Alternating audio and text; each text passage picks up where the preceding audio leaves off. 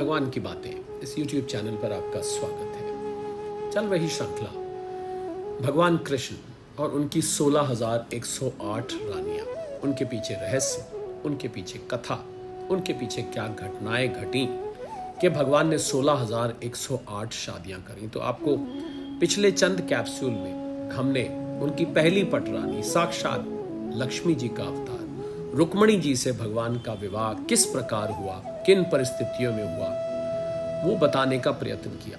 तो आइए अब भगवान की एक अन्य पटरानी, दूसरी पटरानी जामवंती जी से भगवान का विवाह किन परिस्थितियों में हुआ, कैसे हुआ, उसको जानने का प्रयत्न करेंगे।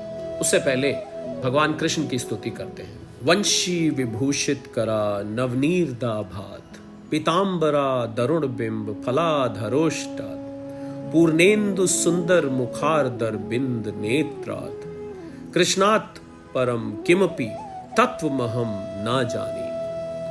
तो भगवान की 8 मुख्य पटरानियां, उसमें से पहली पटरानी की कथा आपने पिछले चंद कैप्सूल्स में सुनी, रुक्मणी जी की।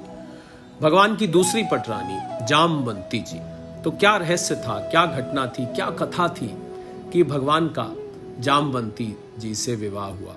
तो एक राजा था जिसका नाम था सत्राजीत, और भगवान के मित्र राज्य का था, भगवान को जानता था। तो उसको भगवान सूर्य बहुत प्रिय थे और भगवान सूर्य का बहुत बड़ा भक्त भी था। उसकी भक्ति से ऐसी भक्ति थी कि खुश होकर सूर्यदेव उसके बहुत बड़े मित्र बन गए थे। सूर्य भगवान ने बल्कि प्रसन्न होकर बड़े प्रेम से उसे एक मणि दी जिसका नाम था समंतका मणि, और बड़ी ही विशिष्ट मणि थी, ये कोई साधारण मणि नहीं थी। और सत्राजीत उस मणि को गले में धारण कर ऐसा चमकने लगा मानो स्वयं सूर्य ही हो। और वो मणि में खासियत ये थी कि वो रोजाना 8 भार, जिसको करीब करीब आज के 20 तोले के बराबर हो गया, सोना दिया करती थी। और जहां पर वो रहती थी वहां ना कोई दुर्भिक्ष, ना महामारी, ना कोई ग्रह पीड़ा, ना कोई सांपों का भय, ना कोई मानसिक और शारीरिक रोग और मायावियों का उपद्रव, कुछ भी ऐसा वहां पर फटकता नहीं था।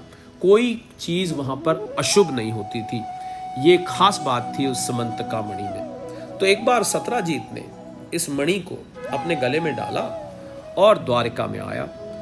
अत्यंत तेजस्विता के कारण लोग उसे पहचान ही नहीं सके। उस मणि का तेज इतना था, इस मणि का प्रकाश दूर से चमकता था, और सभी ने सोचा कि शायद सूर्यदेव स्वयं ही आ गए। तो लोगों ने तो जल्दी से भगवान के पास जाकर उन्हें इस बात की खबर दी। उस समय भगवान कृष्ण चौसर खेल रहे थे। बहुत कम लोग जानते हैं कि भगवान कृष्ण को चौसर खेलने का शौक था। तो लोगों ने कहा, द्वारिकाधीश जी, साक्षात सूर्य आपका दर्शन करने आ रहे हैं। तो भगवान कृष्ण ये सुनकर हंसने लगे और कहने लगे, अरे ये सूर्यदेव नहीं है, ये तो सत्राजीत है जो मणि के कारण इतना चमक रहा है। इसके बाद सत्राजीत जो कि द्वारिका आया था, वो अपने स्मृत घर में रहने के लिए चला गया।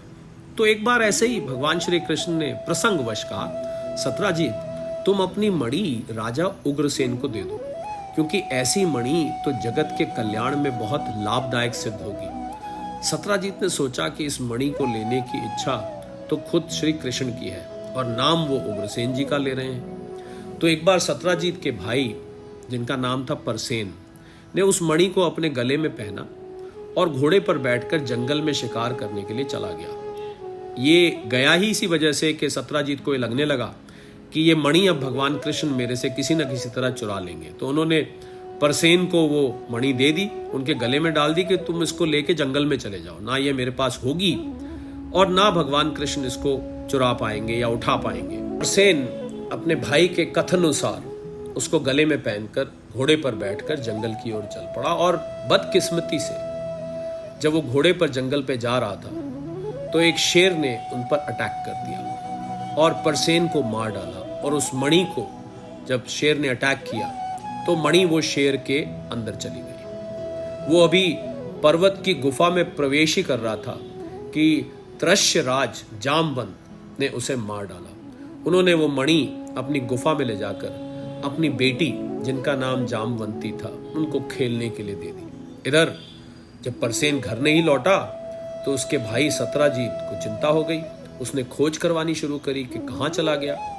पता चला कि परसेन की घोड़े सहित मौत हो गई है और कहने लगा बहुत संभव है श्री कृष्ण ने ही मेरे भाई को मार डाला, क्योंकि उसको तो शुरू से उसके मन में अंदेशा हो रहा था कि भगवान कृष्ण इस मणि को लेना चाहते हैं। और क्योंकि वो मणि गले में डालकर वन में गया था, तो सत्राजीत की ये बात सुनकर लोग आपस में, जो प्रजा थी वहाँ की और जो लोग थे, वो आपस में कानाफूसी करने लगे कि ये भगवान कृष्ण पर इल्ज़ाम लगा रहा है। तो भगवान कृष्ण पर एक प्रकार से झूठा कलंक लग गया कि उन्होंने परसेन को मारा और परसेन से वो समंतका मणि छीन ली है, ले ली है।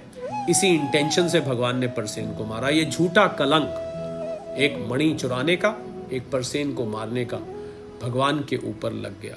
तो भगवान कृष्ण को जब ये बात पता चली तो बोले, अच्छा ये कलंक हमारे ऊपर क्यों लगा? वो तो जानी जान, तो सब जानते थे। उन्होंने सोच के देखा तो उन्हें याद आया कि भादो सुदी के चौथ का चांद उन्होंने देखा था। उन्होंने सोचा कि मैंने कैसे देखा, ये मेरे ऊपर कलंक क्यों लगा? तो ऐसा कहते हैं कि एक बार एक दिन भगवान श्री कृष्ण को गाय धोते समय जब गाय ने मूत्र किया तो उसमें वो चांद दिख गया, जबकि उसमें मुंह नीचे की तरफ होता है, पर क्योंकि चांद का रिफ्लेक्शन पड़ रहा था तो वो दिख गया। उसके परिणाम स्वरूप उन पर समंतका मणि को चोरी करने का झूठा कलंक लग गया। और भगवान ने सोचा कि जब मुझ पर ये झूठा कलंक लगी गया है तो इस कलंक को तो मुझे धोना ही पड़ेगा। इस कलंक को धो डालते हैं। अब भगवान श्री कृष्ण नगर के कुछ सभ्य पुरुषों को, ऐसा माना जाता है कि उन्होंने सत्यभामा को भी साथ लिया, उनको साथ लेकर, जो उनकी एक और पटरानी थी, परसेन को ढूंढने के लिए चल पड़े, वन में निकल गए। और ऐसा भी आता है कि उन्होंने पैरों के निशान से पता लगाया कि वो शेर परसेन को मार कर कहाँ गया। पैरों का निशान का पीछा करते करते भगवान कृष्ण और उनके साथ जो लोग थे वो एक रीछ की गुफा के पास पहुंचे और वहां जाके उनको ये पता लगा कि उस शेर को भी उस रीछ ने मार दिया है। वो शेर भी अब जीवित नहीं है। तो भगवान कृष्ण समझ गए कि ये मणि अब शेर के पास से भी जा चुकी है और लाजमी बात है कि उस रीछ जिसने उस शेर को भी मार दिया था उसके पास होगी। भगवान ने तुरंत इस बात का अंदाजा लगा लिया और रीछ की गुफा उनको सामने दिखने लगी। भगवान वहां अंदर जाने के लिए तैयार हो गए। और आज इस कैप्सूल में इतना ही रखेंगे, इसको यहीं विराम देंगे। भगवान कृष्ण की स्तुति करते हुए आपसे विदा लेंगे और अगले कैप्सूल में आपको अवश्य बताएंगे कि इसके बाद क्या होता है जब भगवान कृष्ण को पता लगता है कि वो शेर को मारकर रीछ गुफा में उस मणि को ले गया है, या कैसे वो मणि रीछ के पास गई। इस बात का राज अगले कैप्सूल में खुलेगा। तो आइए स्तुति करते हैं भगवान कृष्ण की। वंशी विभूषित करा नवनीर दाभात, पिताम्बरा दरुण बिंब फलाधरोष्टात्, पूर्णेन्दु सुंदर मुखार दर बिंद नेत्रात्, कृष्णात् परम किमपि तत्वमहं न जानी। सादर प्रणाम।